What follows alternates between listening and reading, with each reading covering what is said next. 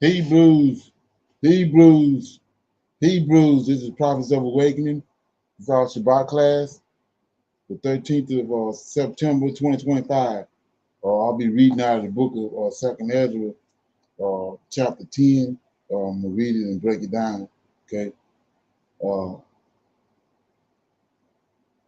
can go to our YouTube channel, The Prophets of Awakening, check out our videos. We have over 1,000 or so videos that you can look at, examine, get the meat out. These videos will lead you to the truth of the Holy Scriptures. And if you like what you're hearing and receiving, I'm asking you to like, share, and subscribe to the channel. It'll be greatly appreciated. Okay. This is a non-Messianic channel. We deal with the Tanakh and the Torah. Tanakh being the Old Testament, so-called Book of Remembrance, and the Torah is the first 5 books of the Old Testament that was given to Moses by our Savior and our Redeemer, and our Deliverer, the Lord of Hosts. Okay. This channel was created to aid and assist our Hebrews who are waking up to their true identity in these last days and understanding who their Savior and their Redeemer truly is. Shalom and welcome to the channel. Welcome to our Shabbat class. We're going to do our normal, which is a moment of silence, Sabbath prayer, Psalms. We have some current events, need to know information.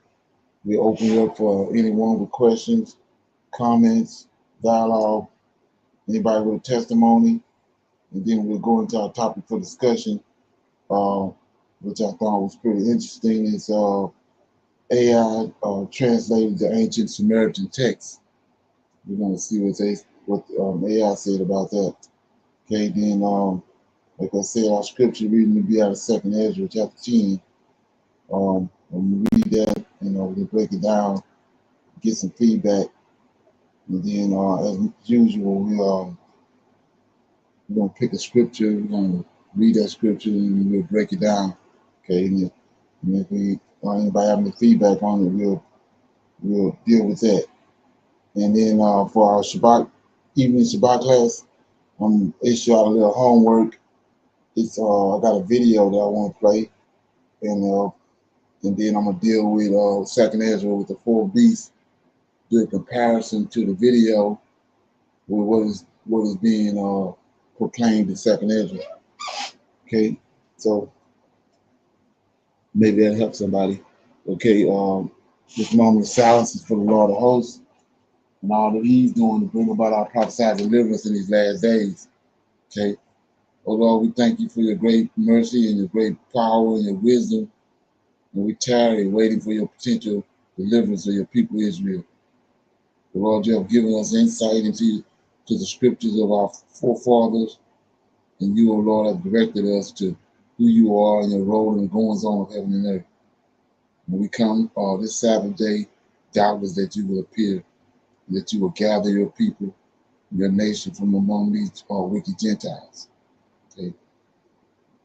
Tarry not, O Lord, for the latter days are here. We are waiting and watching for You. Peace be unto You. Okay. So with that being said, I'll read the psalm very quick. Okay.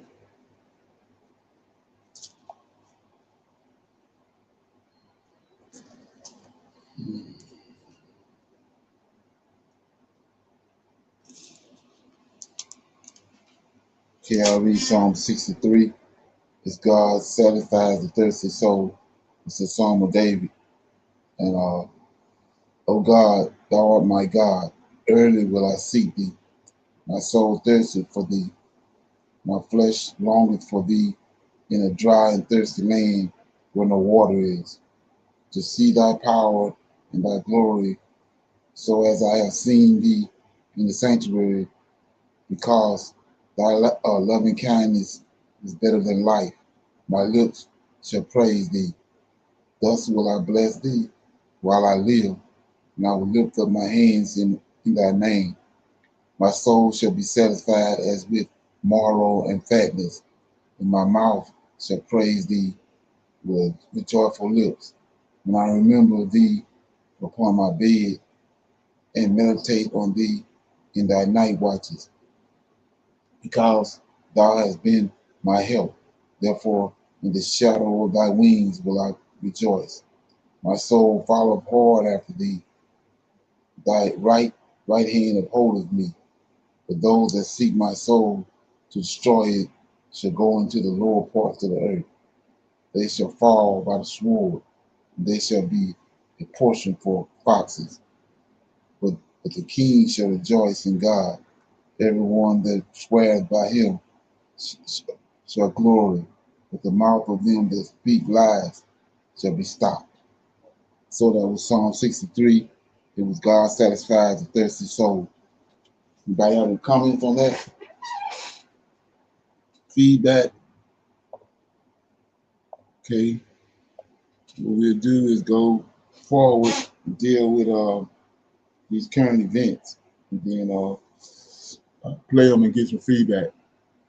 Okay. 1 minute.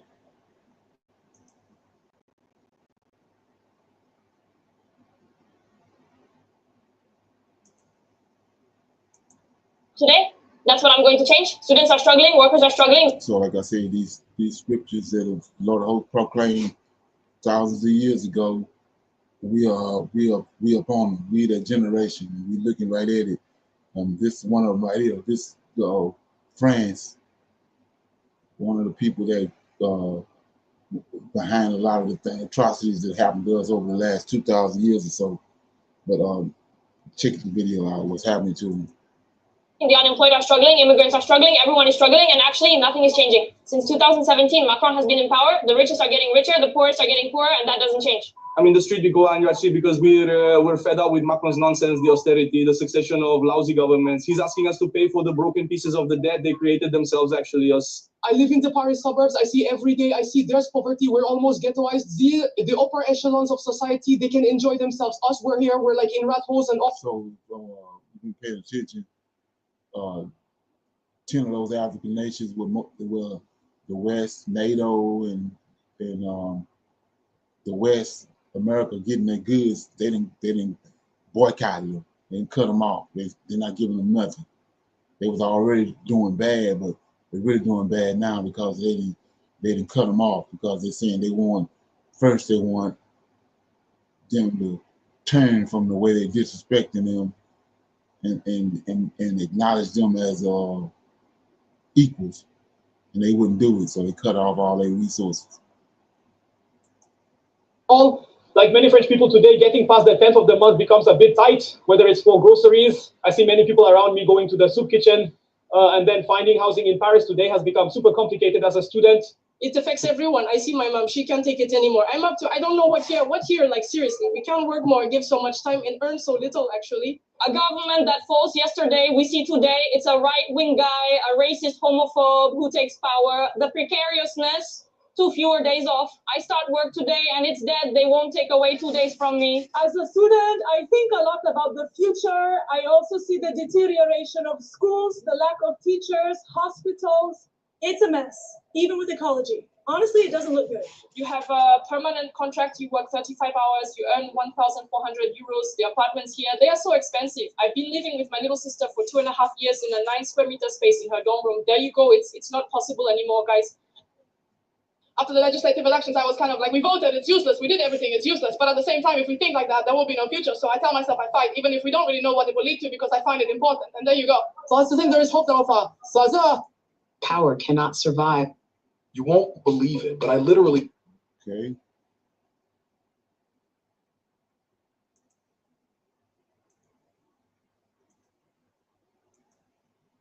This marked the beginning of France's irreversible decline on the world stage. Aussi beaucoup in France, thousands of people there on the streets protesting. They want immediate election. They want Emmanuel Macron to be removed. They are saying that Emmanuel Macron is the cause of everything that is going on right now. They are saying that Emmanuel Macron is the cause of all the progress that is happening in France. Can you believe this? They have closed up everything. Nothing is functioning in France right now. The contrast between France and the Sahel nations is striking. In France, hunger and desperation are becoming commonplace. In the Sahel, countries long dismissed as weak or dependent are now asserting their independence and reshaping their futures. Burkina Faso is pursuing ambitious educational reforms. Niger is seeking economic sovereignty. and Mali is rebuilding its political system. The balance of power has shifted in a way that would have seemed unimaginable just a decade ago. Exactly. Could this be a sign that global politics is undergoing a permanent realignment? Is France now paying the price for underestimating the strength and resilience of Africa? This reversal of fortunes is more than symbolic. It is material. France's debt grows by the second, while the government seems paralyzed, uncertain how to restore stability. Every attempt at reform sparks new unrest. Each policy announcement is met with skepticism and defiance. The people no longer trust their leaders, and their anger is spilling into the streets. Could this erosion of trust signal the beginning of a deeper political collapse? And if France cannot fix its internal crisis, what does that mean for Europe as a whole? The turning point we are witnessing today is historic. For centuries, the narrative was that Africa needed Europe to survive. Today, the evidence suggests the opposite. France cannot survive without Africa. The prosperity once presented as French achievement is being revealed as a legacy of extraction and dependency. Now, Okay. So, any comments on that? Thank. Let me read that for you. What the Lord said. He said that none of His word is gonna come back void, right? So here we go, right here.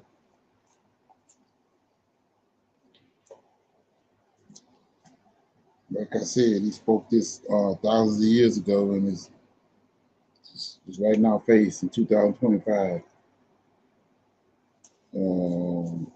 Chapter Isaiah 60. I'm always reading this. It says, chapter 60, verse 1, arise and shine, for thy light is come, and the glory of the Lord is risen upon thee. For behold, the darkness shall cover the earth, gross darkness the people, but the Lord shall arise upon thee, and his glory shall be seen upon thee. And the Gentiles, that's who we just listening to, shall come to thy light. Kings to the brightness of thy rising. Lift up thine eyes round about, and see all they that gather themselves, they shall come to thee. Thy sons shall come from afar, and thy daughters shall be nursed upon their side. 60 and 5. Then they shall see and flow together, and thine heart shall see and be enlarged, because the abundance of the sea shall be converted unto thee. The forces of the Gentiles shall come unto thee. And that's what we're looking at. Like they're saying, they call it a global shift. But it's been all that's happening is we wasn't around when it happened before, but our resources, the Lord took our resources, and transferred it to them. And like I said before, it happened right out in broad daylight, just like it's happening now in broad daylight. We just wasn't around to see it. Like I said, they want you to think that we always been in this predicament, but no. Where they at right now, we was there, even higher. But the Lord transferred our wealth to them. And now what we're looking at, like I say, in broad daylight, He transferring the wealth back to us, like He said. In comments. So here goes another example right here. Yeah, don't be fooled by what you see happening. It's scripture. Okay.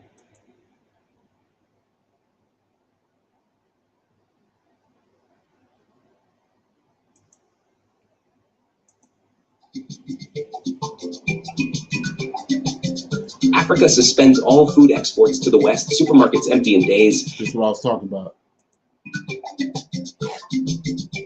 By Takuna Mavika, Supreme Africa, Breaking News, AN. Tisu Vanhubacho. Supreme Family. Today's insider leak is sending shockwaves from Brussels to Washington.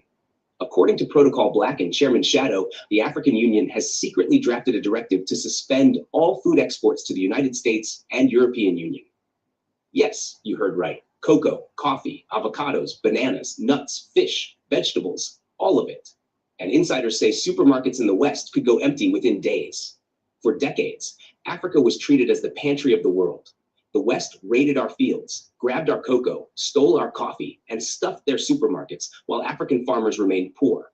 Now, for the first time in modern history, Africa is shutting the pantry door. The West is crying. Part 1, the leak protocol. Black leaked a confidential AU Agriculture and Trade Council memo stamped Draft Directive 14.7 Food Export Suspension Strategy. It stated that all exports of African food products to the US and EU would be halted until further notice. Chairman Shadow confirmed the memo's authenticity, adding that Shadow Unit Zulu intercepted EU cables warning European supermarkets could face shortages within 72 hours if Africa follows through. The leaked line that made Brussels panic: Africa will no longer feed those who starve us of dignity. AfroGold first, Africa first. Part 2, why the AU is doing this. The move is retaliation. Insiders say the AU decided to suspend food exports after the West froze AfroGold reserves and imposed tariffs on African manufactured goods. For decades, the West profited from Africa's raw food exports. They bought cocoa cheap, turned it into billion-dollar chocolate industries. They bought coffee cheap, built global cafe empires. They bought fruits and fish cheap, filled their supermarkets with African labor. Now the AU says, enough. No more cheap food while Africa builds AfroGold. Part 3, real impact on the West. Supreme Family, the impact is brutal. Chocolate, Ghana and Ivory Coast supply more than 60% of the world's cocoa. Without them, European chocolate factories collapse. Coffee, Ethiopia, Uganda, Kenya supply some of the world's finest beans. Without Africa, Starbucks becomes star water. Fruits, bananas, avocados, mangoes. Supermarkets in Europe and America rely heavily on African supply. Without Africa, prices skyrocket. Fish, West African fish stocks feed European supermarkets. Without exports, EU shelves go bare. Leaked EU documents describe supermarket shelves emptying within 72 hours.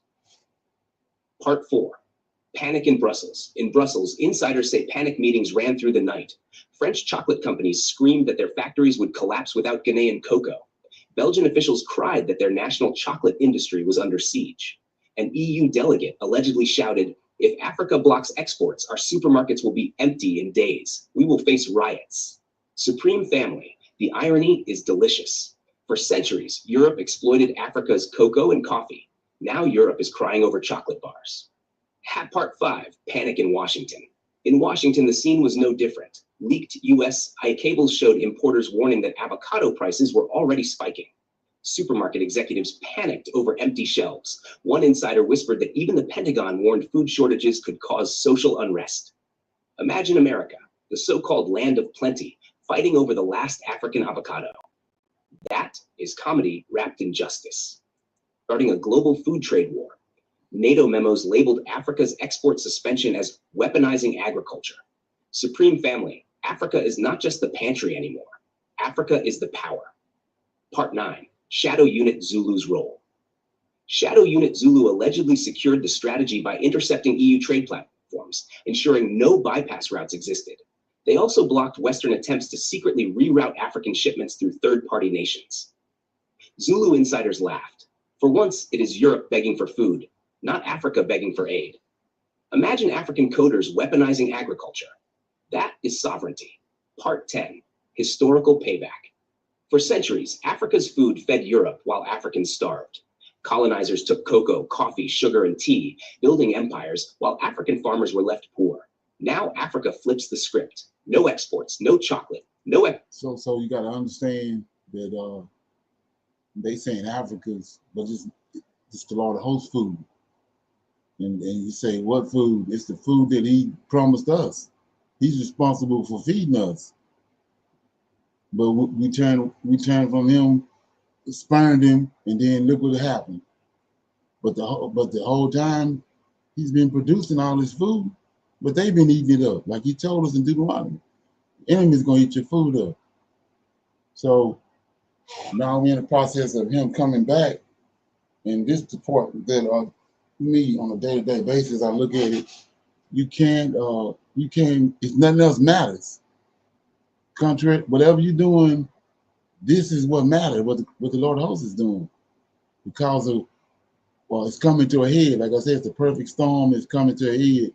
When it gets to the point where it comes to a head, this ain't the place you're gonna be.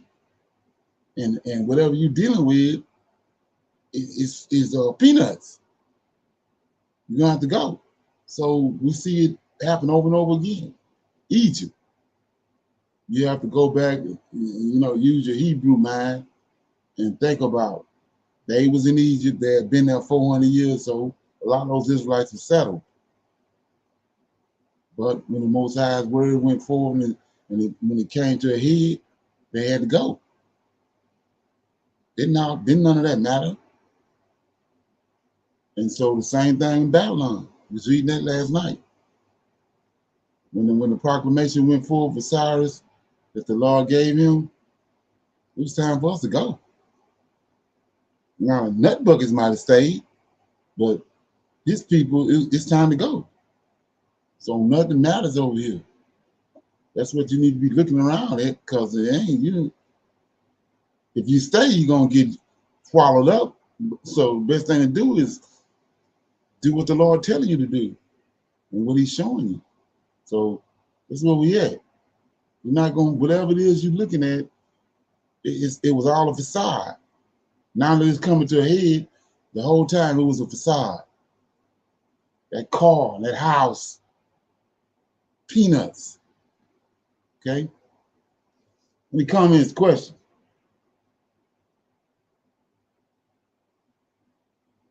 I mean, you can do with it what you want. I'm just telling you how this didn't happen over and over again. This is how the Lord always works.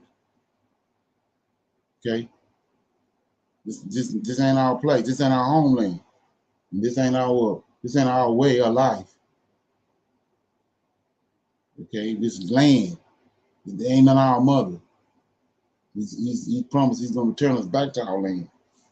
So when the time comes, when the storm reaches head, we're going to have to unask this place. Okay? Like I said, you can stay if you want to. It's on you. No questions or comments. No matter what it is. What's that? Shalom. Shalom, everyone. I just wanted to say, I see how slowly but surely everybody is starting to leave Africa. It's like when the Bible say He'll make your enemy your footstool, the one that you mistreated, you'll need. You know what I mean? Exactly. Yeah. That's how He works.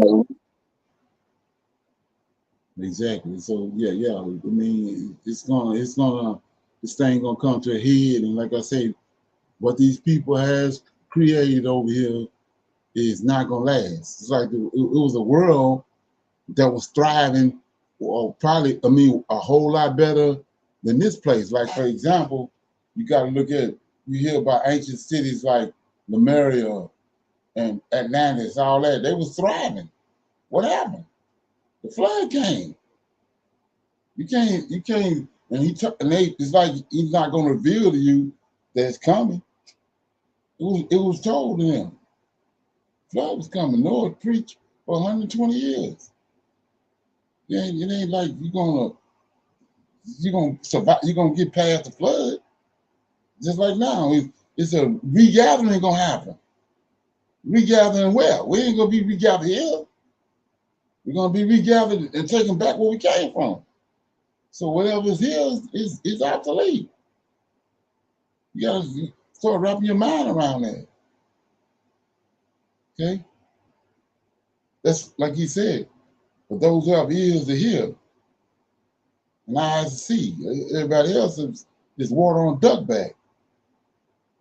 Okay? Anybody else Shalom, got anything? everyone. Okay. Shalom, everyone. So at that time that we are going back, or at the time that it comes where we'll be saved, or the curse is completely gone, and when they were saying that they will raise up the bones, would it be our ancestors coming, or just the David's lineage, David's time when he was Everybody. those bones. So Everybody, you guys, Israel, the whole nation of Israel. He said this is the whole house of Israel. Yes, sir. So I'm saying like our parents and the ones who's left, any one of our ancestors who passed away, would they come back too? In time, yeah, in righteous, if they're righteous, it says right here. Let me read it.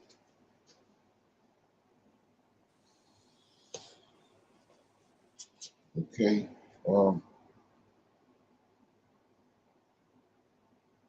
Daniel.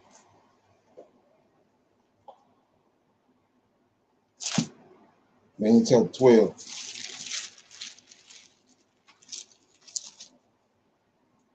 At that time shall Michael stand up, great prince be standing for the children of our people.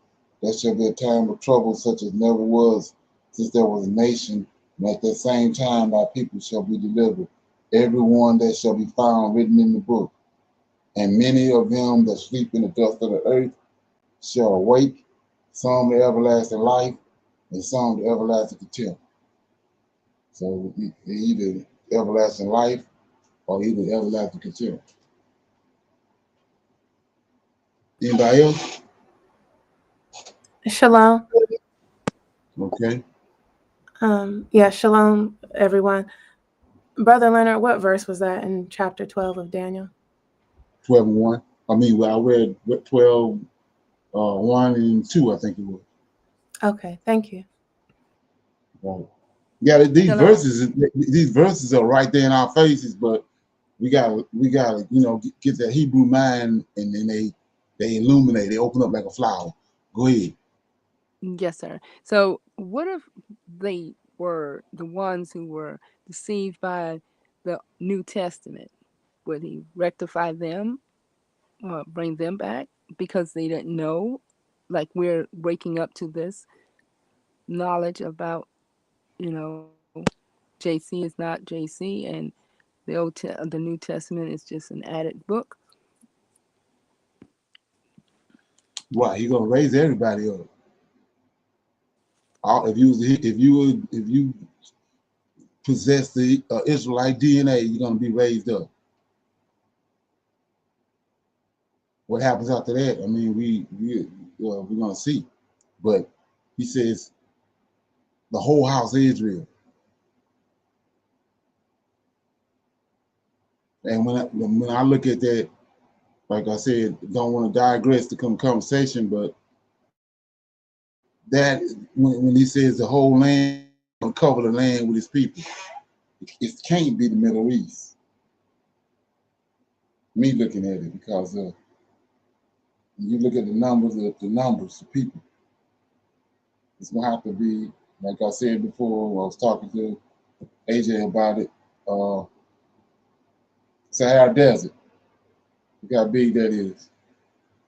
And look at the prophecy that the Most High said that nobody's going to be able to, when he did away with the land of Israel, and the prophecies of Daniel's in the nation came to a full, he said the place is going to be barren.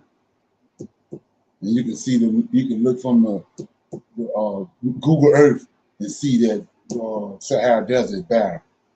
Ain't no other place like it on Earth. And you got to look at how big it is. That's just my interpretation of that. So it's, when you understand that he's going to raise up all of the Israelites, they ain't going to be able to fit in the Middle East.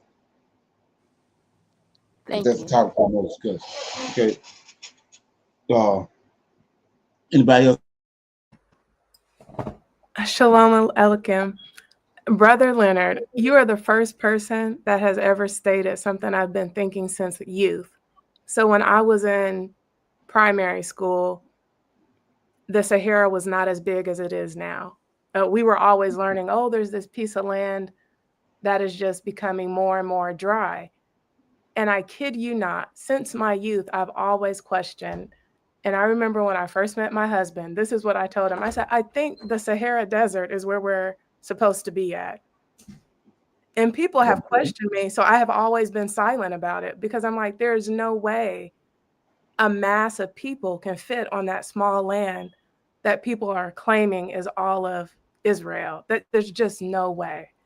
Exactly. So you are the first person to ever outright say that. Like, I've been silent for a while. Like, I've always looked at the map, and the Sahara Desert has gotten bigger since I've been alive. So I don't know when it started becoming a desert, but old maps show that it was lush, and then all of a sudden it's just a desert, and that was not that way. But you're just the first person to ever verbalize that. So thank you. Okay, yeah, right. Yeah, just look at everything around it. You can see more and more information coming out that all the people around the Sahara Desert, all of them got Hebrew customs. So I mean, if something had to happen right there, because everything around it is as if at one time all those people that's keeping these laws and having these different characteristics of Hebrew was in that place. And then when he did that, what he did, you can see all the signs around it. Yeah. So anyway, yeah. So with that being said, go to our next video. This one, let me see what I got. It's need to know information. This is what I was saying about. I was telling you about. You're going to start seeing these people. When you know how close we are, things they're going to start coming up with these, like they're doing right now in the skies in Jerusalem, the blue beam. Here goes another one right here. I don't know if anybody heard anything about it, but check it out.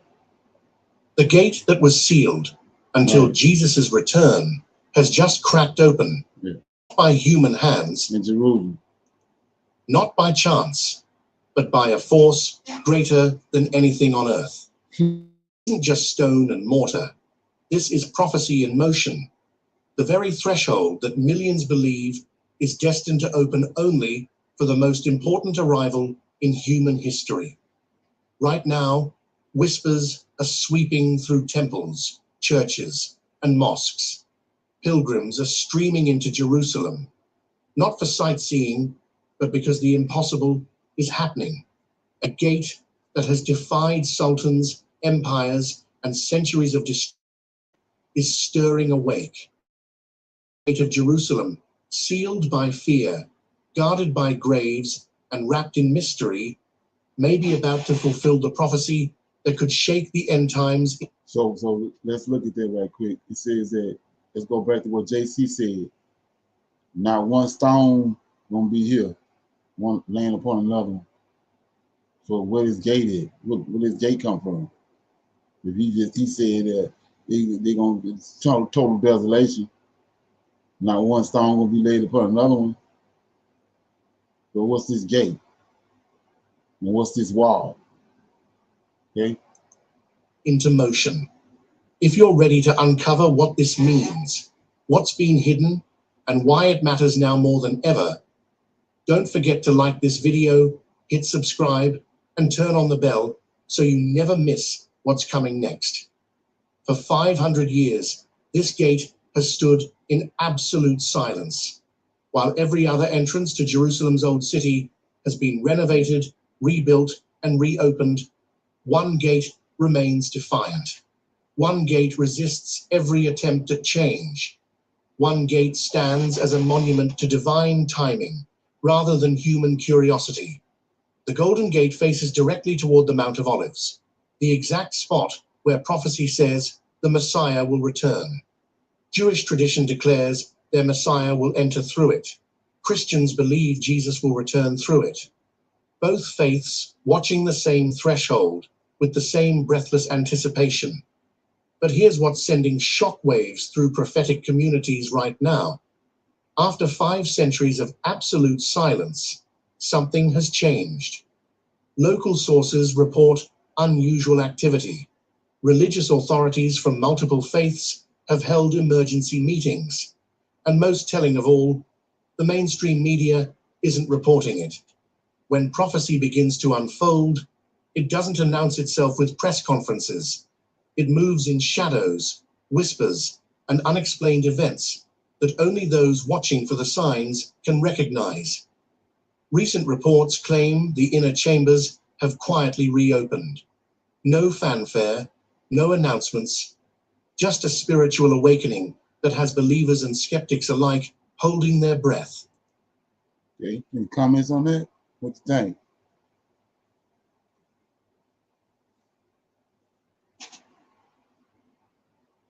Okay. Any feedback? Okay, I'll open it up for some Q&A. Anybody have any questions, comments, any dialogue? Shalom, everyone. So I have a very hard time reading both books of Maccabees because it, how do I say this? Because it describes the horrible punishments that our ancestors, Israel ancestors, received, but also it seems to, the New Testament seems to take a lot out of that book, and it makes me frustrated. So like the Saul or Paul character, whatever name you want to use, apparently begins killing everybody that is an Israelite. They say Jew, but is an Israelite that is for Jesus.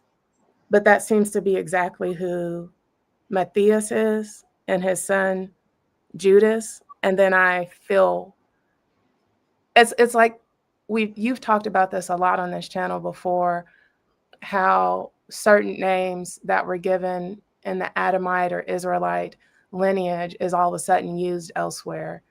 So to know that in Maccabees, Judas is a person that is not evil, but he specifically rids of the profane altar that the Greeks profaned and builds a new one of unhewn stones. And then later on, even cleans up the temple in Second Maccabees. But then we go to the New Testament, and Judas is just this horrible person.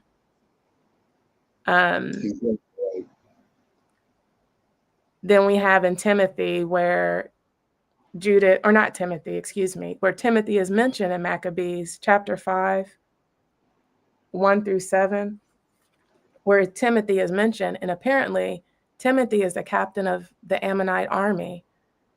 And it's very frustrating to read these names that are portrayed otherwise, because these are the same names that are lifted up in the New Testament. Here's Timothy, a captain of the Ammonite army, but apparently he's this great person in the New Testament. And Judas is this horrible person. My nephew was asking me, why is it named the Book of Maccabees? I don't personally know why, but I just told him I believe they don't want anybody to know that Judas was a good person. The whole story with, and this is Maccabees, Second Maccabees, chapter 6, with Eleazar being forced to violate the dietary laws we have. That whole chapter spoke volumes to me, because here it is that everybody, and you said this before, Brother Leonard, they're being forced to go against their religion or die. This chapter speaks volumes to me, because Eleazar says, I'm in old age. I'm not going to eat this pork. And apparently he has friends. That's how old he is. He has Greek friends that are like, well, you can pretend. Bring whatever meat is clean to you and pretend you're eating pork. And he says, no, I'd rather die. I don't want to deceive young men or anybody else after all these years of them knowing and them looking at me and thinking, oh, it's okay. So he dies. And before he dies, you have to look at the thing about that is the timeline. And then that's how you get, that's how information you get sealed, because the wicked ass spirit is going to continuously try to get you to see that this is off and that you need to go back to the New Testament. But by sealing these timelines, it curbs that. Like, for example, what you just said about John, about the old man, that's Daniel when he says many gonna be turned white. That's him and the woman with the 9 boys. When they were trying to kill him, they stood up for the Most High. Let me read that. So, and then you gotta look at that's in 143 BC when Antiochus came. Yes, way So before the Romans. not in Jerusalem, not when Jesus came. All this happened in 143 BC. So it says right here in Daniel. So all they doing is fulfilling what Daniel said. They got us thinking, it got us over, they moved the timelines around. So it says in the book of Daniel,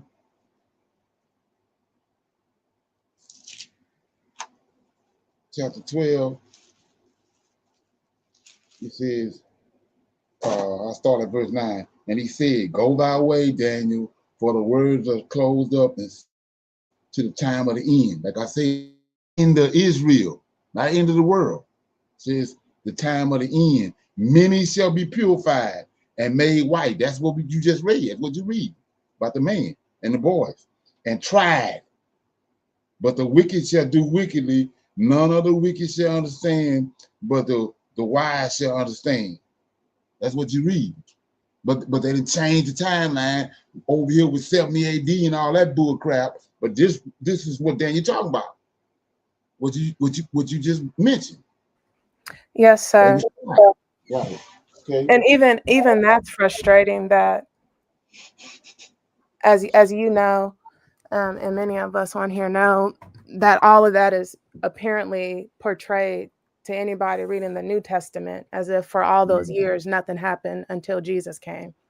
Right. And then it's also portrayed to me, because I know when I was in the New Testament, when I was claiming to be a Christian, when I was in the church, I really thought that the only quote unquote Israelite or Jew that ever suffered was Jesus. And that's frustrating. So like you said, you go back to the book of Maccabees and you do.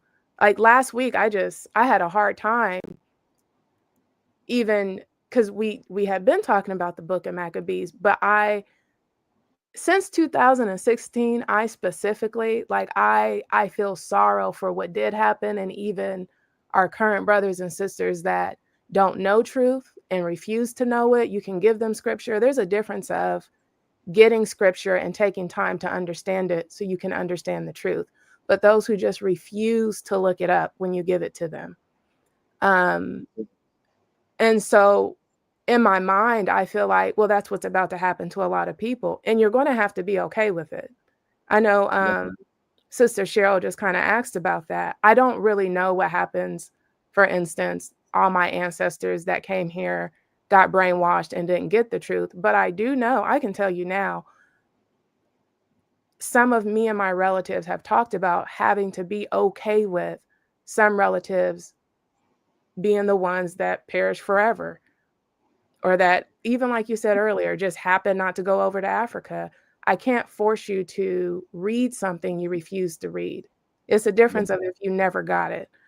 But I go back to this Jesus character. It's frustrating because there's this thought that he's the only one who suffered, and that's how he automatically gets glorified now. But we have ancestors many years ago, well before, like you said, 70 AD, that suffered and died trying to follow the law. And it wasn't Jesus. That's another revelation. The son, Amos chapter 11 and 1, Hosea 11 and 1, my son was in Egypt, and I call my son Israel is the son. The whole nation is the son. That's what a drama coming in at. When you get that revelation, you realize Israel as a nation suffered, not no one man. But they took it and made one man out of it. But it's the nation of Israel suffered. And you just read examples of it right there. Another example is the transatlantic slave trade. The whole nation is his son. He told Moses, go and tell the Pharaoh to let my son go. And that's what I mean by thinking like a Hebrew. Yes, sir. And I agree that the book of Maccabees, sometimes I read it and I have a hard time because it seems like whoever has watched Roots, which is probably all of us on here now, Right. seeing the scene of being beaten to accept your name is basically Right. what all Maccabees is doing. They're beating the life out of people. They're chopping off, Brother Leonard, as you mentioned, the mother with the sons. They're chopping off tongues, toes, extremities. They're torturing you until you die. And they're killing you because you still don't accept it. Exactly. And they attacking the law. When you go back and look at what Antiochus, they, like I said, they it's so much that happened that we've been brainwashed so badly because Antiochus, the Antichrist already came and done everything they have us waiting on. The reason why we in the state we in was what the Antichrist done. He attacked the law and burned up the law, killed us all over the place, and then ran us out of our homeland. So he said that was in the end of the third beast. So he set up, he the one that set the stage for the fourth beast. That's what I keep telling people. You can't, how the Antichrist gonna come at the end of the fourth beast? He had to come before the fourth beast in order to set it up. It's like Mr. Walmart. He can't come now. Walmart already is a powerhouse. So he had to come first and set Walmart up before we can deal with Walmart the way it is now. So the Antichrist had to come first and set up the beast system, which is the fourth beast. He can't. It'd be crazy for him to come now. We're at the end of the fourth beast. So he came, like I said, destroyed the temple, attacked the law, ran the Israelites out. That's how he set it up. And all we dealing with Constantine, Julius Caesar, and all them, they picked up what he set up. To the point where we are now. We destitute, don't know who the hell we are. So that's how that, they don't understand that. So you got to go back to, like I was saying, Josephus. You need to go try to get all the information you can, especially the history of the, I can't think of the name of it. I know AJ know what it is. The history of the Jews. Josephus wrote the history of the Jews, and you're going to see all the stuff that we've been brainwashed with. Josephus set it up. And most of our people think that he's an Israelite. He's an Edomite. Josephus set all that up. Okay? And that's where a real understanding come in at, when you can rightly divide, when you get that information from what Josephus done, and then you can connect it to the Old Testament, connect it to all the things that's going on that we dealing with the New Testament. They use Josephus to do it. Okay, yes, sir. I have not read that, so I do need to get that. Thank you. Yeah, read that, yeah. The history of, you can start with the history of the Jews. It's almost word for word what's going on with First and Second Maccabees. Yeah. Okay. Because like I said, they storytellers. They storytellers, which is what you call historians. That's who they were. That's how you get the New Testament. That's their mindset. They philosophers and they storytellers. That's where all this coming from, which is garbage. Okay. So everybody good on that? Anybody else got anything else? So I just wanted to just say, Brittany, I agree with you 100%. And what you're saying to Brother Leonard. It's just like basically we have to unlearn a lot of that stuff, for the people that's willing to unlearn and then relearn the truth, because it is frustrating, because we've been taught that stuff for so many years. Your grandmother, your grandma, her mom, and so you got those generations that has come down, and they're thinking that that was the correct information. So some people, it is going to be hard for them to get through, because they believe it. They really do believe the stuff like in the New Testament and stuff like that. I mean, like Brittany was saying, like you could talk to some family members and they just don't want to deal with it, you know. Right. And those the ones that's like that, you know, it's really nothing that we could do. Once we, you know, share the information with them, either they're going to get it or they're not. You know, that's the way I see it. But it is frustrating because you want them to get it so bad because you want them to be able to make it, you know. But I guess it's just like say everybody's just not gonna make it, you know, into the Right. kingdom. They're just not. And it is kind of heartbreaking because the length that they went to deceive us, you know, for so long. I mean, from changing dates, changing, Right. you know, I mean, it's just so much. The names around, all these allegories and stuff in the Bible kind of confuse you. You know, you trying to read, it's all messed up. You know, so it is good when you have these type of channels that people can come on, and then you give them the Bible verses to go back and look at it. You know, so they'll know where to go at to find the information. So that helps. You know, so thank you for that. Okay. Yeah. Anybody else? Yeah. So I'm gonna play this right here. This is I came across this, so I said, yeah, good deal with it. It's a story about Miriam.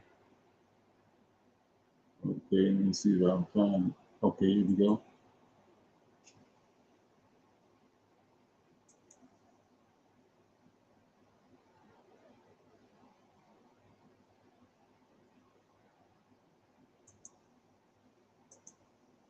That one of the holiest women in the Bible, someone who stood shoulder to shoulder with Moses, was struck by God with a terrifying disease. A woman celebrated as a prophetess, suddenly cast out, rejected, marked with a curse so shocking that the entire nation of Israel stopped moving, just to wait for her shame to pass. This isn't a story about an enemy of God. It's not about a pagan king or an idol worshiper. It's about Miriam. Yes, that Miriam. The brave sister who watched over baby Moses as he floated helplessly in a basket down the Nile. The one who sang songs of victory when God split the Red Sea. So based off of the conversation that we just having, okay, so this Miriam is Mary in English. So look at the Mary now. They took Miriam right here. Mary over there had the baby Jesus. Okay. A woman who had seen God's power with her own eyes, now struck by that very same power in judgment. Why did God punish Miriam? Was it pride? Was it jealousy? Was it racism? Or was there something even deeper, hidden beneath the surface? This story is not just about a woman punished. It's about a moment when spiritual authority, pride, and divine justice collided in front of an entire nation. A moment that reveals something uncomfortable about human nature and the God who sees everything, even the thoughts we never speak out loud. Over the next half hour, we'll walk through every moment, every hidden detail of this shocking biblical event, from the wilderness tensions to a forbidden criticism to a divine judgment no one saw coming. This is the story of Miriam, prophetess of Israel, and the day she crossed a line even God couldn't overlook. Before the leprosy, before the shame, before the silence of exile, there was a little girl, standing quietly in the reeds along the Nile, heart pounding, eyes locked on a floating basket.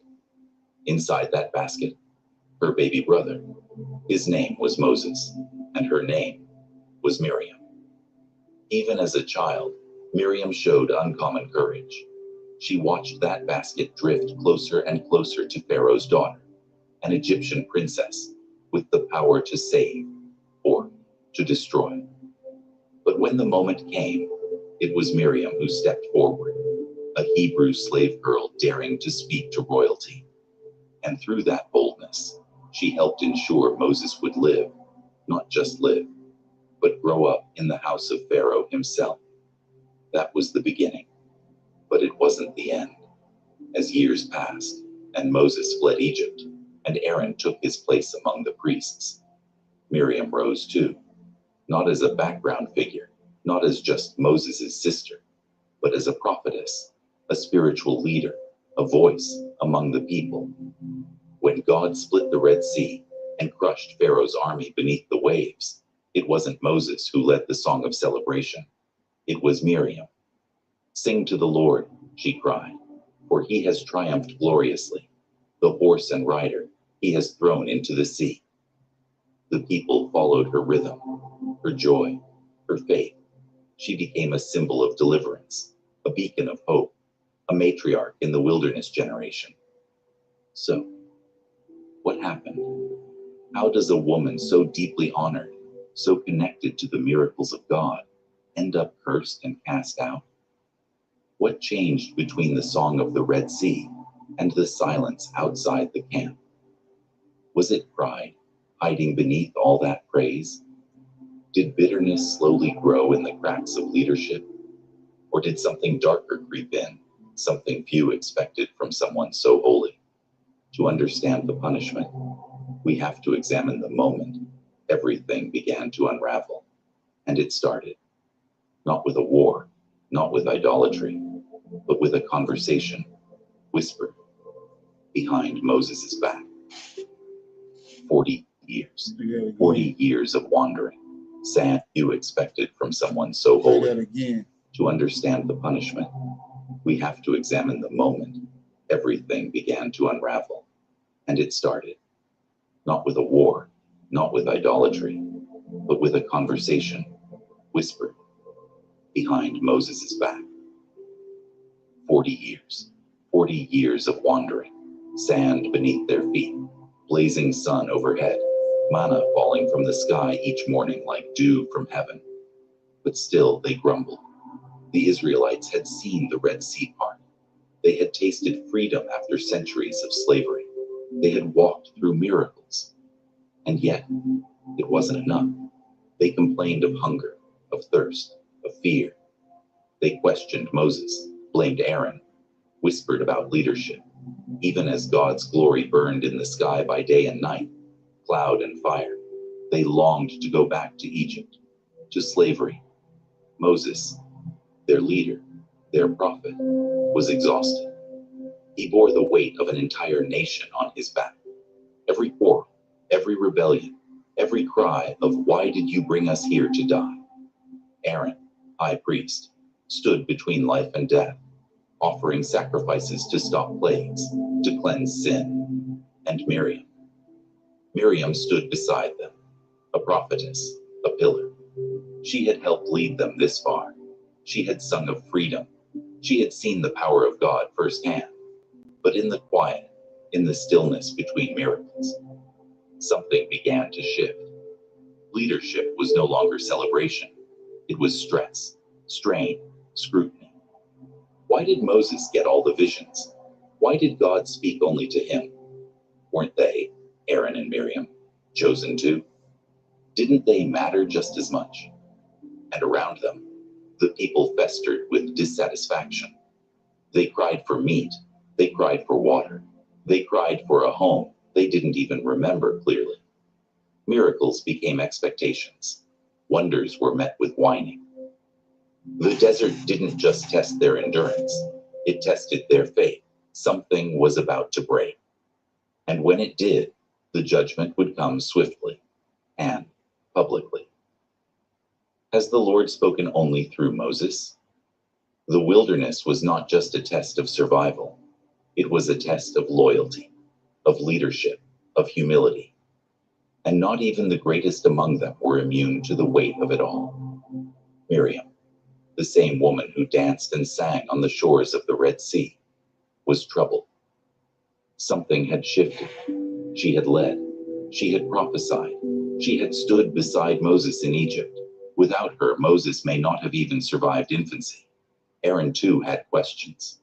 He, the high priest of Israel, stood at the center of the people's worship. Yet Moses heard from God face to face. The questions began quietly. Is Moses really the only one God speaks to? What about us? Are we not also prophets? Were these the thoughts of rebellion, or the cry of overlooked voices? Was it jealousy or justice? This wasn't a rebellion of sorts. It was a rebellion of the heart, subtle, dangerous, quiet. And it started with words, whispers that would soon shake the camp. Has the Lord spoken only through Moses? What began as a question would soon become an accusation. Wicked ass spirits. And God was listening. It started with a whisper, but it wasn't just about leadership anymore. Now, it was personal, deeply personal. They spoke against Moses, not for what he said, not for what he did, but for who he married. Moses married a Cushite woman, they said, and that was enough to stir unrest. But who was this woman? Was she Zipporah, the Midianite wife we know from earlier stories? Or had Moses married again? Perhaps a woman from the land of Cush, ancient Ethiopia. Cush was Black Africa, a different land, a different people, a different culture. But was this really about the woman? Or was the woman just a convenient excuse? Miriam, a prophetess. Aaron, the high priest. Both had status. Both had power. But both were watching Moses rise to heights they could never reach. He married a Cushite woman. That was the line spoken aloud. But underneath it, something much deeper was stirring. Pride, envy, a sense of threatened identity. Was it about racial differences? Perhaps. Was it about cultural purity? Possibly. But most of all, it was about position, about feeling passed over, outshone, pushed to the side. This wasn't just about Moses' wife. It was about the weight of being second, the fear of being forgotten, the need to feel important. And so Miriam spoke, and Aaron agreed, and the spark they lit was about to catch fire in the presence of the Almighty. God hears everything.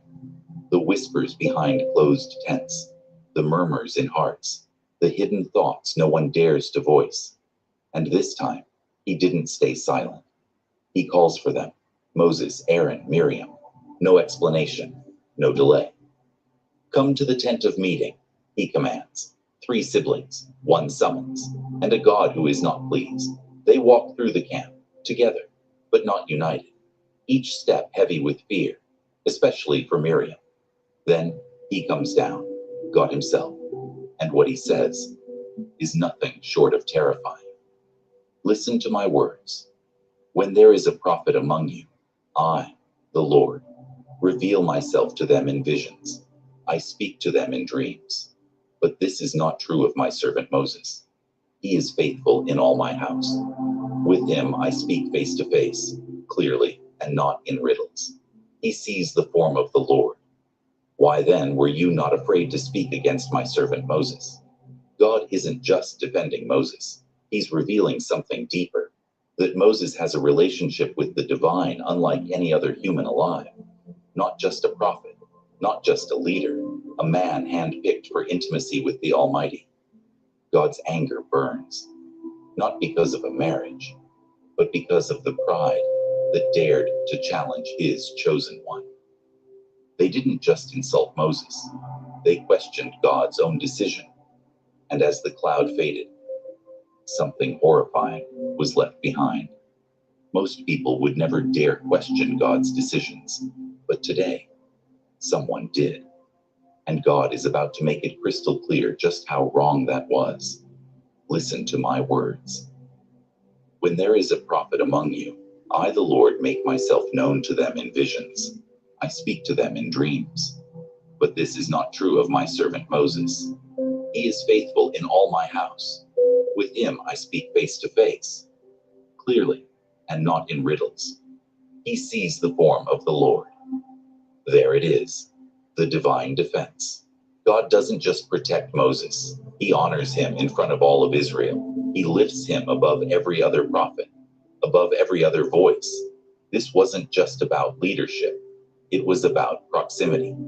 Moses didn't just serve God, he stood in the very presence of God. And when you speak against someone like that, you're not just criticizing a man, you're challenging God's own authority. Why then were you not afraid to speak against my servant Moses? God's fury isn't wild, it's righteous, controlled, just.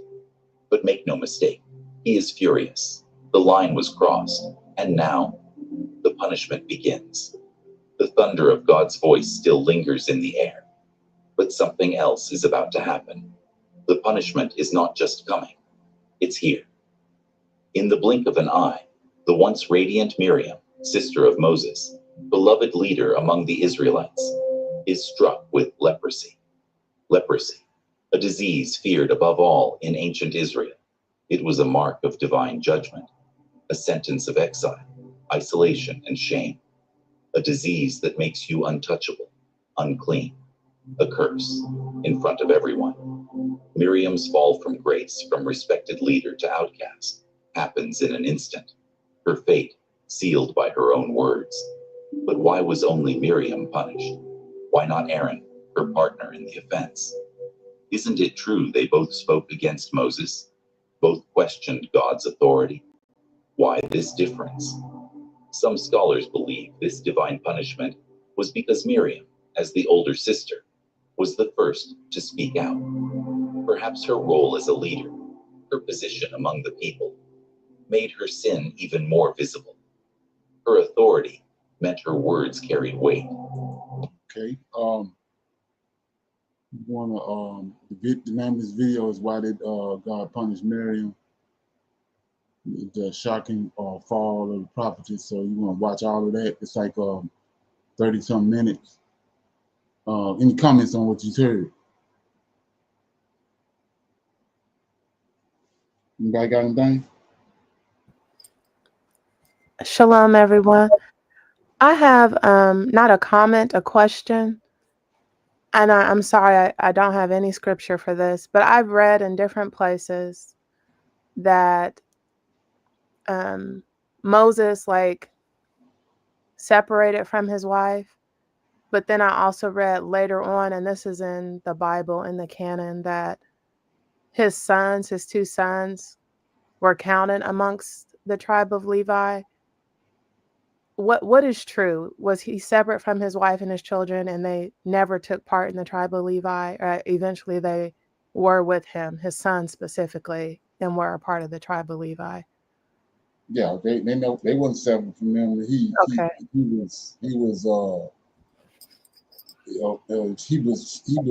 separated them because at a certain point when he was dealing with Moses, when he first brought the Egyptians, the Israelites out of Egypt, he wanted Moses by himself. So he had Moses to send Zipporah and his two sons back by his father-in-law in order for Moses to govern the people. He wanted 100% attention from Moses. So he sent them back. Okay. And then basically, yeah. I'm sorry. Basically, for lack of better words, once they were safe, the Zipporah and his sons came back to where he was. Right. Exactly. Okay. Right. Okay. Anybody else got anything? Right. So with that being said, like I said, our topic for discussion is this AI. They did an AI translated the Sumerian text. We're gonna play that. All this does right here is expand on the lies they told. If you want to build, right, let me play it.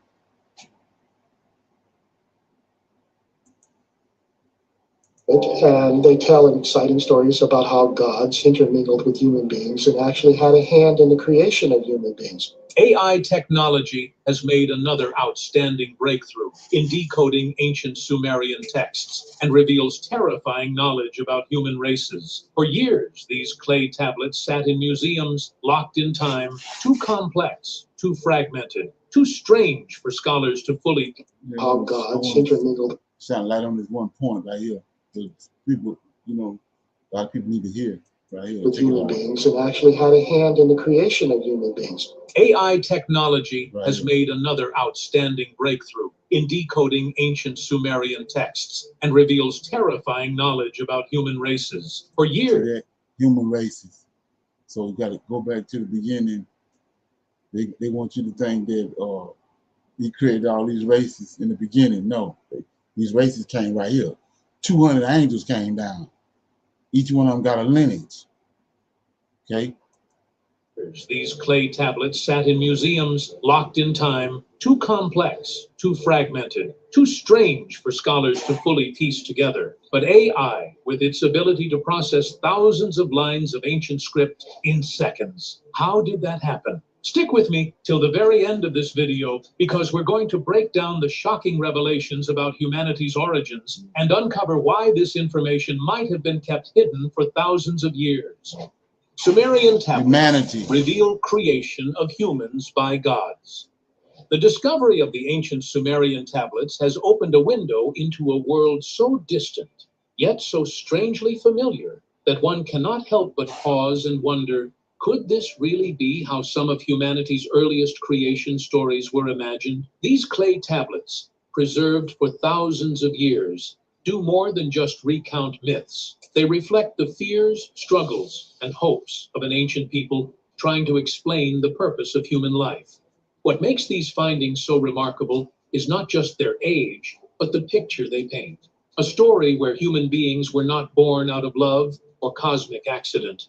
A royal archive containing thousands of clay tablets with cuneiform inscriptions, but deliberately fashioned as laborers to serve higher powers.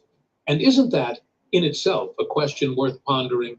What does it say about our origins when the very first stories describe us as workers created to lighten someone else's burden? The narrative begins long before humanity existed, in a time when the gods themselves bore the weight of endless toil. These gods, called the Igigi, were said to have been tasked with shaping the earth, maintaining the natural order, and carrying out relentless physical labor. Imagine divine beings, immortal and powerful, yet bending their backs under work so heavy that even they grew weary of it. The tablets tell us that their suffering became unbearable. When the gods, like men, bore the work and suffered the toil of the gods was great. The work was heavy, the distress was much. One can almost hear the exhaustion in those words, a reminder that even beings we think of as invincible had their breaking points. And really, if even the gods could grow tired, is it any surprise that humans complain of hard labor today? The cries of the Igigi reached Nama, the primordial mother goddess of the sea. She, filled with compassion, could not ignore their plight. It is said that she went to her son Enki, the god of wisdom and water, who rested in the depths of the Apsu. At first, Enki did not want to be disturbed, perhaps weary of intervening, but the magnitude of the situation forced his hand. Alongside Anu, the god of gods, they admitted the truth. The burden had grown far too great. And here lies the turning point of the entire tale. Rather than finding another way to share the load, Enki proposed something extraordinary, even unsettling. Why not create a new type of being? Why not form a race that could take the heavy work away from the gods once and for all? Isn't it fascinating to think that humanity's very existence, according to this story, began not with divine affection, but with a kind of cosmic labor dispute? The creation process that followed was far from simple, and in truth, it carried a chilling tone. For the humans to come into being, a god named Gestu was chosen for sacrifice. His blood, rich with divine essence, was mixed with clay from the Abzu, the freshwater depths where Enki dwelled. Out of this mixture of earth and divinity, the first human beings were formed. The text puts it starkly. You have slaughtered a god together with his personality. I have removed your heavy work. I have imposed your toil on man. Such words strike deeply, don't they? They suggest that humanity was Okay. What you think so far? Anybody got any comments?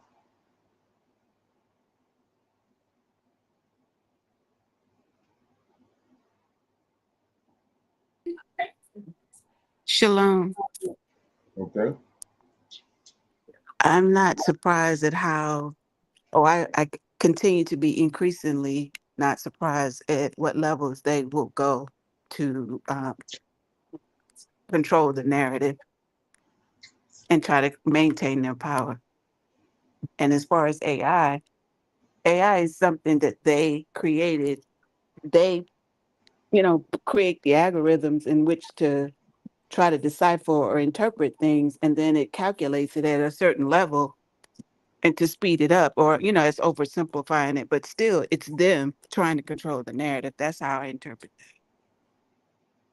All right, right, yeah. So when you look at that, when they talk about, like I said, about the end, and when they're dealing with the book of Daniel, they want you to think that when he's talking about the end of the world, he's talking about the end, he's talking about the end of the world, but we know that it can't be, because the world's still going on. So what was he talking about in the book of Daniel when he says the end is going to be? He's talking about Israel, the nation of Israel, because we see today, ain't no Israel. It came to the end. So he wasn't talking about the end of the world. And that's major for anybody that's trying to write about the scriptures. And so right here, when we say they created humans, no, not Adam and not the sixth-day man. These giants, these angelic beings came down and they started dealing with people. They went into women and got, like I said, the nations, what the Most High called the Gentiles, the heathens. They the ones did that. You got to exclude the story Genesis, what Yahweh and what he did with his angels when he came down and he formed Adam and all that. Not that. These angelic beings, like you said, gods, elves, they came down later. That's what this is. And then you say, what are you talking about? Well, that's why they're so wicked. They ain't come from the creator. That's why we're in the predicament we're in. Let me give you an example of what I'm talking about. He says in 2 Samuel, he says, get it, 2 Samuel chapter 7. He says, he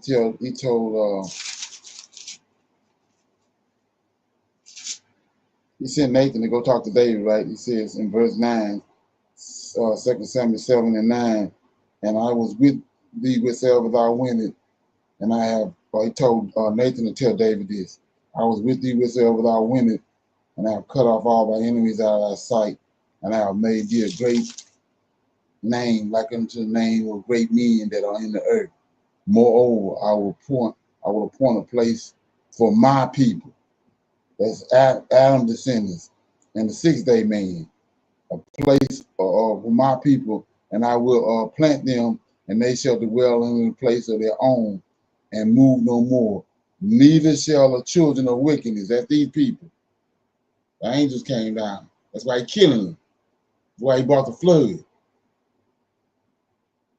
They ain't come from him. These angels came down, 200 of them. Each one of them got created a race. Each one of them went into a woman and got their own lineage. 200 lineages. That's where all the drama, secret societies, all that garbage, all that knowledge, that's where it's coming from now. Ain't got nothing to do with the creator. But they didn't came when Israel sinned, and they, like I said, when the Greeks came, they didn't synchronize all that. They got you thinking that these people here is the same as the people over here, when they don't have nothing to do with each other. And we can, if you just sit there and look, we can see, look how they act. Look what they've done. Look where they brought the world to. These not the people that the creator was dealing with. He cut his people off because they disobeyed him. And these people took over. They wicked as hell. But like I said, they didn't synchronize the narrative though. Now we at the point where the Most High is separating the knowledge. He's bringing stuff back to where it was at. But that's what they did. The Gentile, it has nothing to do with the Creator. Like I say, look at what these people do. You gotta look at their actions. They did the most horrifying thing that ever could be imagined with the transatlantic slave trade, and to this very day now they trying to undo it, write it out of the scriptures, or even trying to bring it back again. That's not no human. There's something else going on. You just gotta rightly divide it. Okay. So if you want to watch that, it's AI just translated ancient Sumerian text. If you want to watch the video. Okay. So with that being said, like I said, anybody got any questions? Any other feedback on that before we move forward? Okay. Like I said, I'll be reading out of the Apocryphal book, out of Second Ezra. I'll be reading chapter 10. And like I said, we'll bounce off of that again for our evening Sabbath class. But right now I'm gonna read chapter 10. Says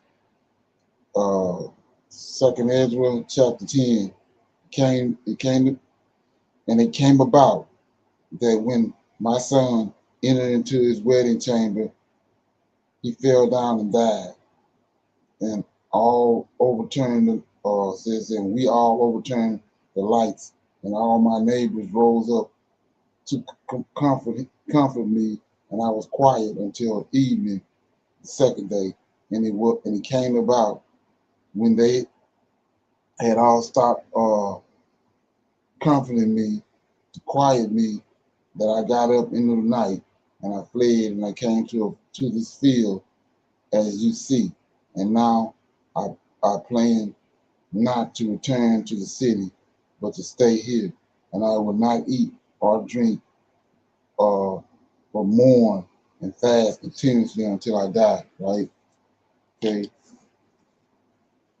Then I broke off the reflections which I was still occupied, and I answered her in anger and said, You most foolish of all women, can you not see our sorrow and what has happened to us?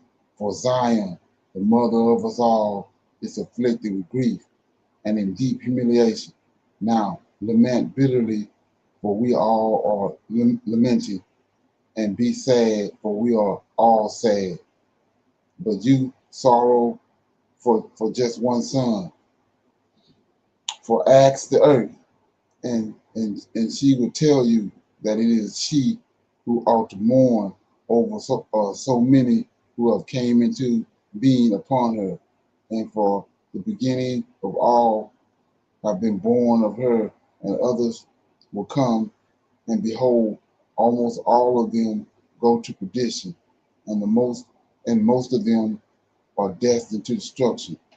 Who therefore ought to mourn more, if not she, who has lost such a multitude, rather than you, who sorrow for only one?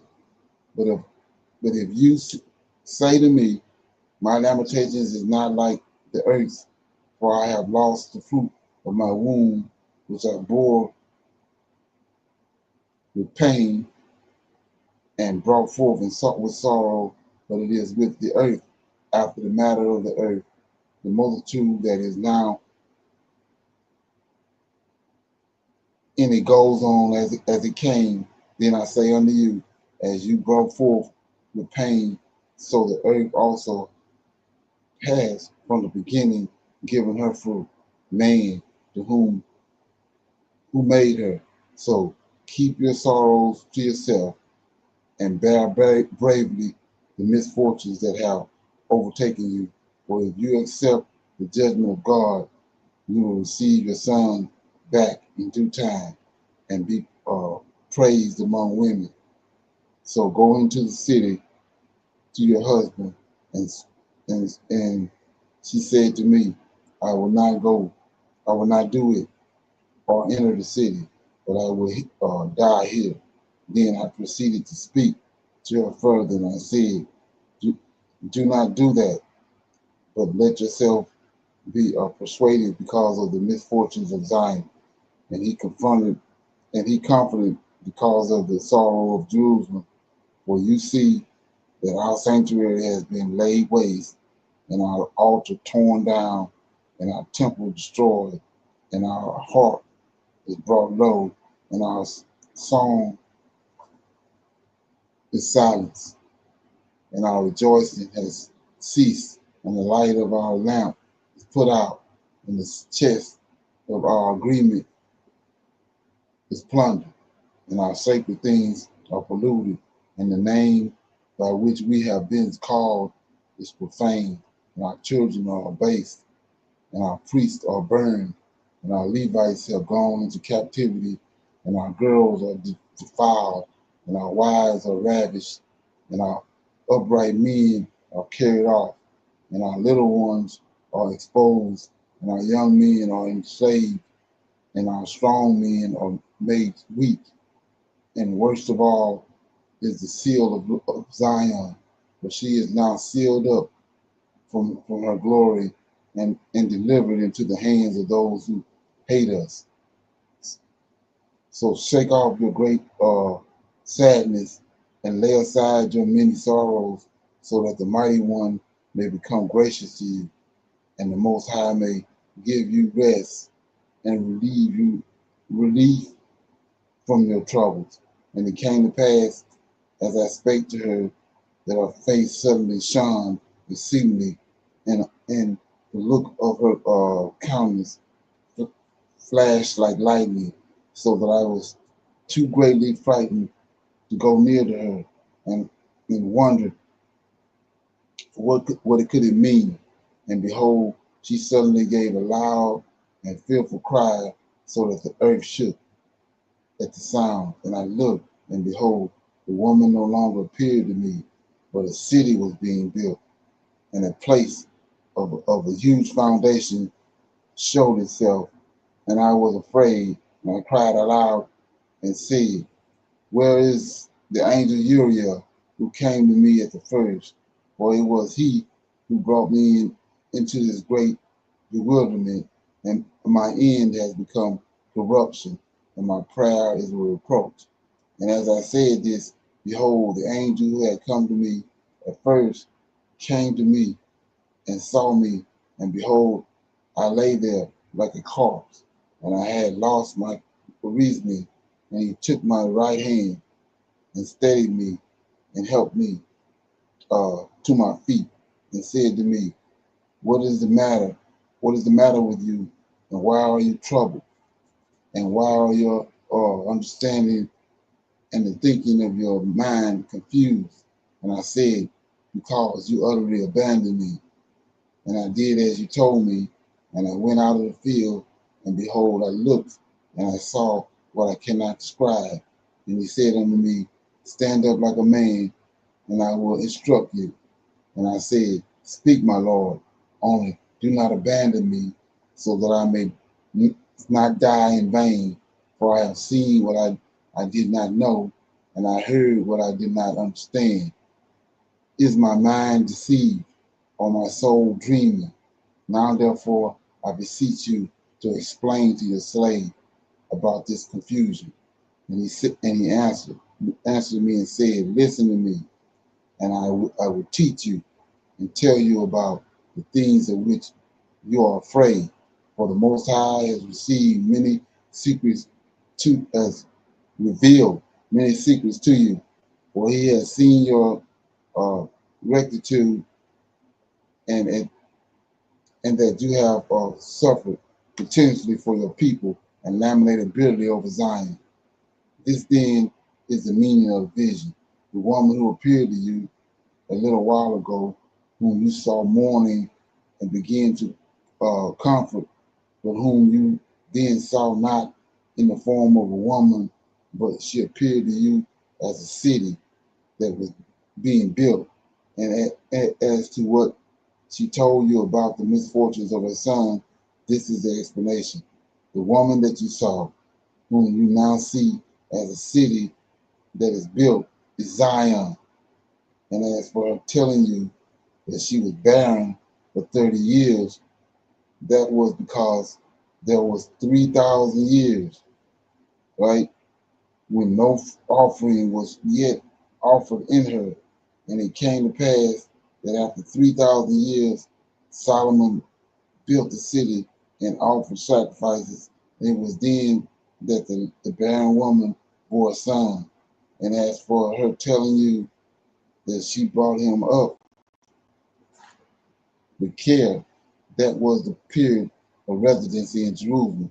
And as for her saying to you, as my son was going into a marriage chamber, he died, and that misfortune had overtaken her, that was the fall of Jerusalem that was taking place. And behold, you saw her face and how she mourned for her son, and you began to comfort her for what had happened. And now the Most High has seen that you are deeply grieved and wholeheartedly distressed for her, has shown you the splendor of her glory and the charm of her beauty. It was on this account that I told you to stay in the field where no house was built, for I knew that the Most High was going to reveal these things to you. That that was that was why I told you to go into the field where there is no foundation of a building, for no work built by man can stand in its place, and where the city of the Most High was to be revealed.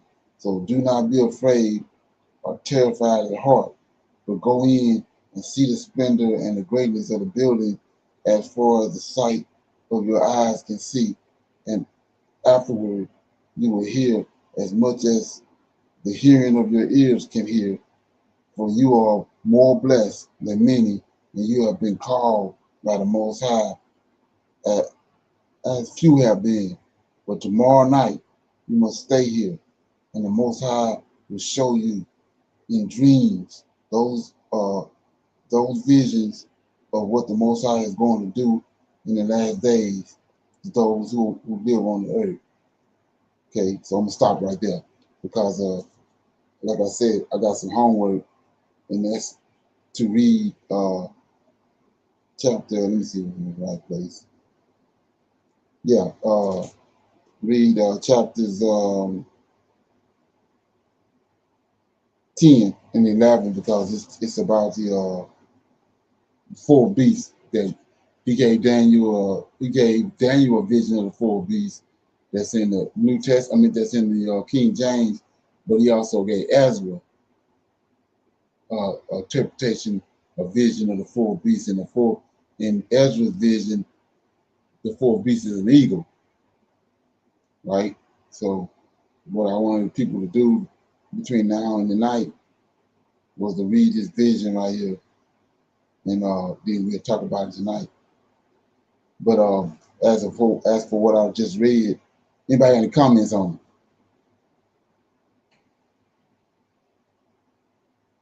it? Any of it making sense? Yes, sir, it makes sense. The woman that then suddenly is gone and the city is there. Is that city from this chapter that you've read now, chapter 10? That city is after the nations are gathered back together. Well, yeah, that's a reason why I read this was I was kind of talking with AJ the other day about it. So and then this is another one of those things reason why I'm always mentioning thinking like a Hebrew. So we a couple of days ago we was talking about how they misunderstood the Most High order, how he had set it up. So for the longest they thought Michael was the Lord of hosts because of how he moved, right? So right here, look what it says. It says, so Ezra made the point to say that Uriah left him. abandoned him. When we know we talked about this week too, how when an angel has to enter into you to give you the vision, and when they do that, they leave the man, the prophet, whoever it is that he's giving the dream to, weak. And they fall limp. That's why they say they fall limp, and no strength is in them. Then the angel has to come, or one of his associates got to come and strengthen them. And we see all this just happen right here. But he says that he gave us the name of the angel. He said Uriel. Uriel left him, abandoned him. So Uriel is talking to him. So look right here. It says, I'm in chapter 10 at verse 49. It says, and behold, you saw her face and how she mourned for her son. To talk about Jerusalem, the temple, and you began to comfort her for what had happened. So, and now the Most High, see that? And now the Most High, seeing that you are deeply grieved. So this ain't the Most High. This ain't the Most High. If that's Uriel, remember, Michael was controlling all of them. Michael, the Lord of hosts.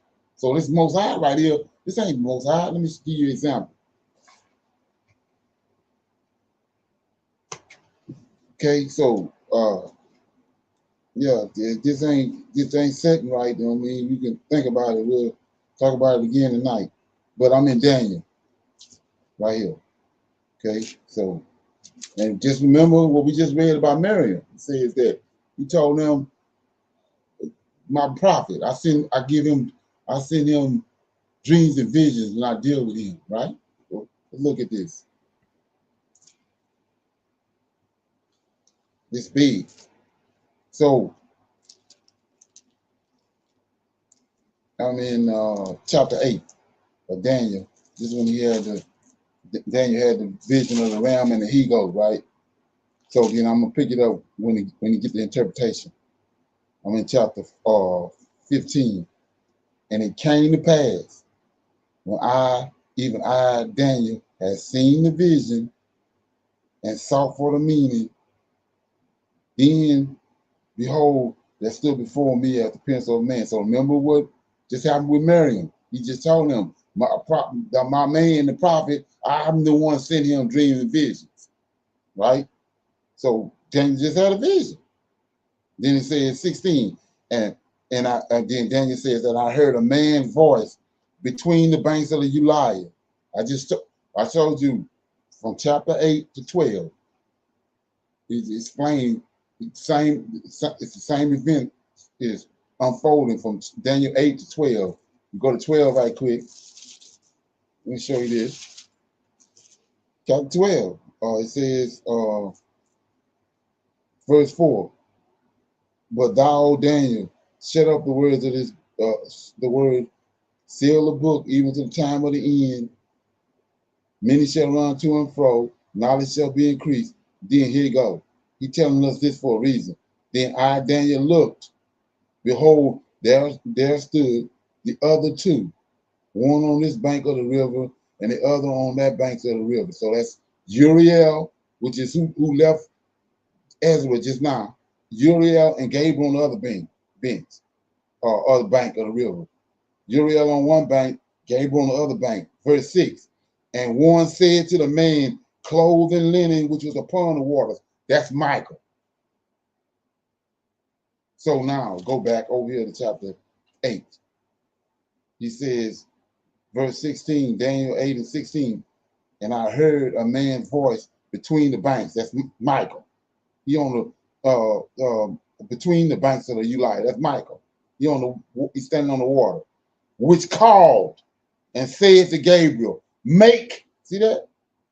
So he commanded Gabriel. So this who commanded Uriel, not the Most High.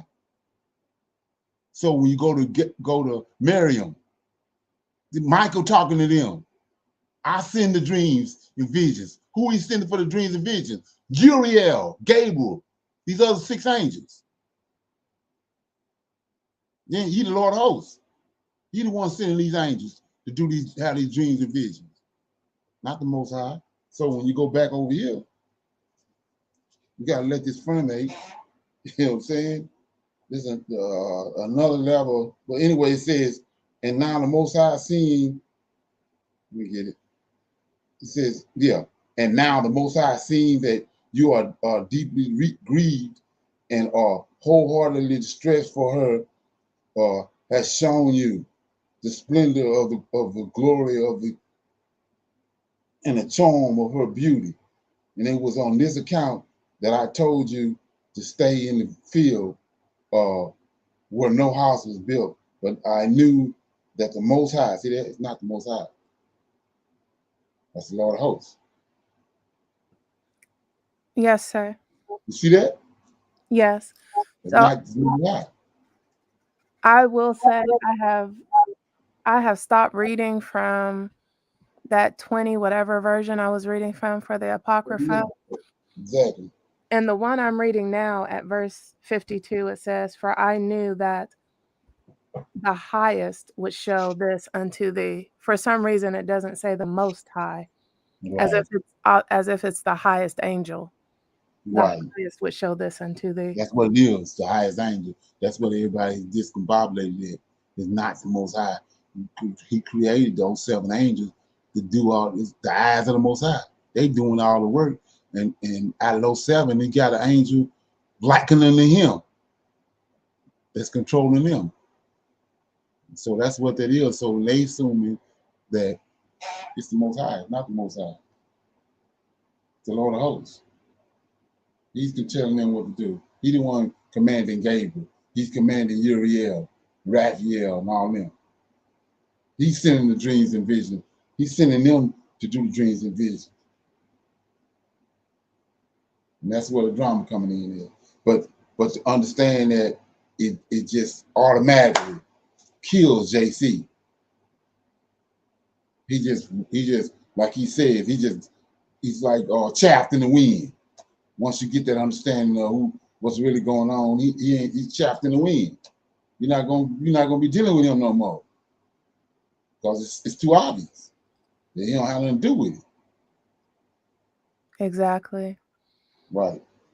Were you saying, Brother Leonard, to read the next 2 chapters? What were you asking? Yeah, just where I stopped at, just read that rest of that 10 and all 11. Read the vision that was given to Ezra about the 4th beast. He gave Ezra another interpretation of the 4th beast. I mean another what you call that? Version. He gave him another version of the 4th beast. When you write it divided, though, you can see they coincide. Actually, what Ezra, the vision that Ezra has, it kills a lot of the drama that they added to it in the New Testament. Okay. You know what I'm saying? Like I said, one of them is when he says they got us thinking that at the end the Antichrist coming, which we know is a lie, and 10 kings. It's going to be 10 nations, 10 men, 10 kings that's over 10 nations. They're going to come together and get a power and a wealth to the Antichrist. But that's not how it works. Those 10 kings, he says, going to rule one after the other one in succession. That's what the 10 kings not to get. They're going to come together. And right now we in the 9th beast out of those 10, which is America. And America is falling. Now we see the 4th beast, the 10th and final beast, incarnation of the beast is coming now. That's BRICS. With China over. China, Gog and Magog over. And then you go look at what happened to the Bible. It started with Rome, and then they went for still in the 4th beast, but it transformed itself. They went to Charlemagne, and then I wrote it down. Then you end up with the British Empire, and then out of the British Empire, they came over here, built 13 colonies, and then America became the 9th beast, and then now we see America falling, because that's what Esau learned to do, how to pack up and relocate. So America rose, now it's falling, And now we coming into the fourth and final beast. That's why the fourth and final incarnation of the fourth beast. It's still a fourth beast, but it just relocated. It's diverse from the first three, which was the Medes and Persians. The Chaldeans, Medes and Persians, and the Chaldeans, Medes and Persians, and the Greeks. They rose and fell in the same place. But when Esau came, he got the understanding because he was raised by Abraham and all that, and he had the knowledge of the Most High. He had the ability to transform himself. He'll bring the beast up, and when he get to a point where it's falling, he relocates. And you can see how along with that, how the Bible was the translations of the Bible. At one time it was in Vulgate French, then it came on, ended up over here in America, and now it got translated into English. So the lies that they told when they concocted the New Testament, it's going right along with them, being transformed and revived and hoodwinked. Same along with the beast, those 10 beasts. So if you read that, but I want to give you a video to tie to that too. Let me get it right quick.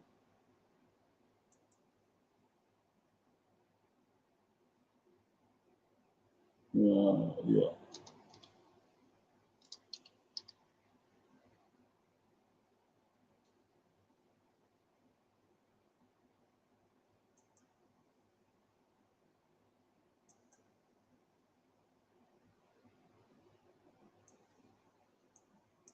Okay. So it's let me get it.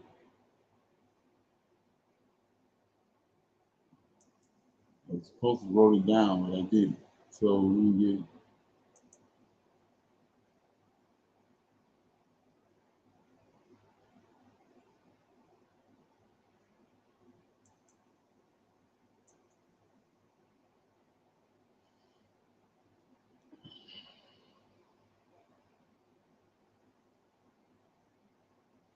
Yeah, here you go. It says Bricks 11. Take a look at this. That's the name of the video. Let me make sure.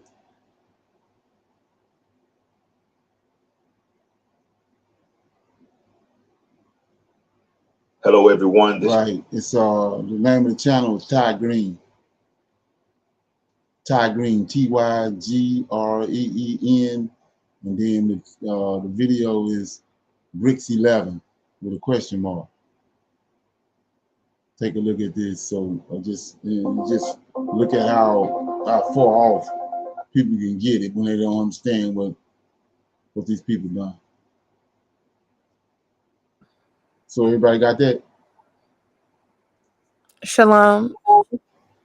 Can you spell the channel's name, Tygreen, again? Tygreen. Green.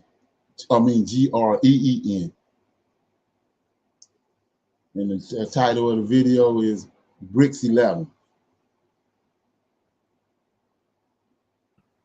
Thank you. Okay, so with that being said, we're gonna pick a scripture and then we'll break it down. Somebody got a scripture they want to read, we'll break it down and we'll close out.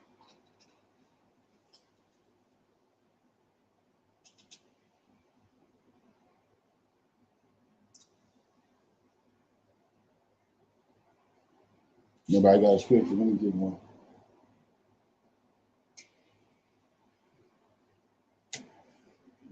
Okay.